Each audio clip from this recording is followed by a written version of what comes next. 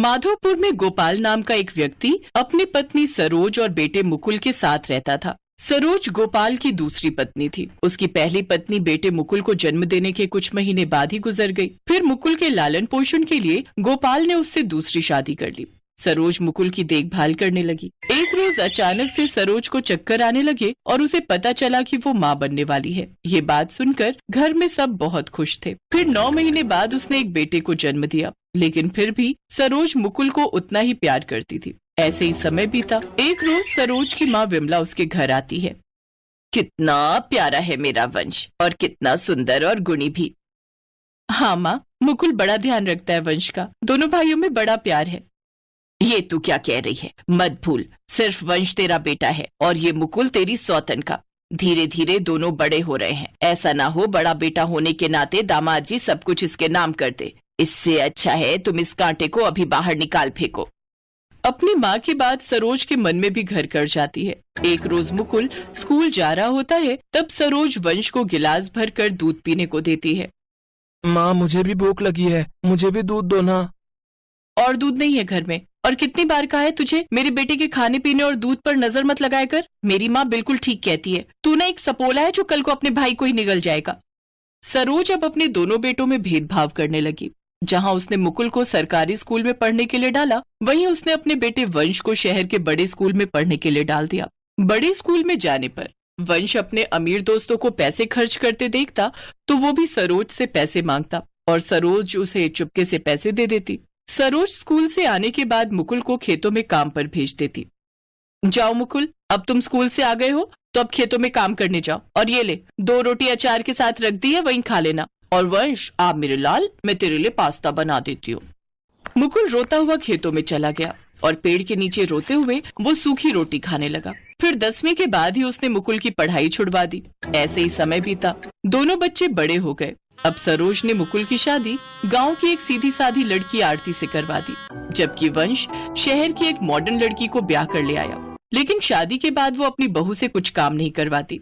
उसे पार्लर और घूमने फिरने भेज देती, जबकि आरती से घर के सारे काम लेती और मुकुल से खेतों के।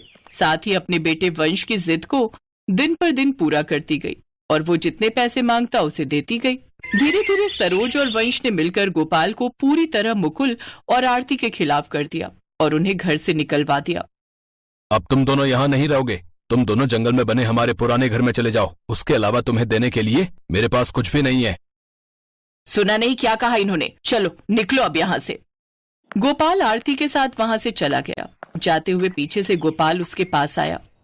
मुकुल बेटा, अपने इस बूढ़े बाप को माफ करना, लेकिन मैं नहीं चाहता था कि बचपन से लेकर आज तक तूने जो सरोज के अत्याचार सहे हैं वो तुम्हारी पत्नी भी सहे।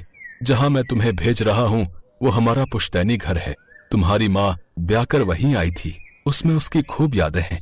जाओ, तुम दोनों सदा खुश रहो। मुकुल आरती के साथ चला गया। चलते चलते वो दोनों बहुत थक चुके थे। कुछ देर बाद शाम होने लगती है। फिर जंगल के बीचों बीच उन्हें एक झोपड़ी दिखाई पड़ती है। क्या यही है वो पुश्तैनी घर? मालूम नहीं। तो फिर आज रात हम यहीं पर रुक जाते हैं। देखो न, रात होने वाली है। यूं जंगल के बीचों बीच चलना अब ठीक नहीं। वो अंदर जाते हैं, लेकिन मुकुल को बहुत गुस्सा आता है कि इतनी जायदाद होने के बाद भी उसे उसके पिता ने केवल यही झोपड़ी दी। जहां हम रहते थे वहां सब सुख सुविधाएं थी, लेकिन यहाँ देखो क्या हाल हो रखा है। कोई बात नहीं जी, यहाँ हमारे पूर्वजों और माँ का आशीर्वाद है। फिर वो दोनों उस झोपड़ी में सफाई करने लगते हैं और साफ करके उसमें रहने लगते हैं। अगले दिन घर में कुछ खाने के लिए ना होने के कारण वो दोनों जंगल में खाने का कुछ ढूंढने लगते हैं।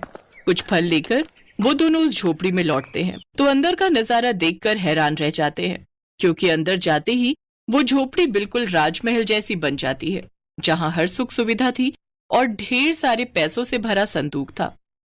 ये तो बिल्कुल राजमहल है। लेकिन ये चमत्कार कैसे हुआ? तभी वहां एक आवाज आई और मुकुल की मरी हुई माँ उसके सामने थी। बच्चों, ये तुम्हारी माँ का आशीर्वाद है तुम्हारे लिए। तुमने अपने बाबा की बात मानकर इस घर में रहना स्वीकार किया, इसलिए तुम्हारे सब पूर्वजों का आशीर्वाद बरसा है तुम पर। सदा खुश रहो बच्चों। आज से तुम दोनों को किसी चीज की कोई कमी नहीं होगी। माँ, मेरी माँ।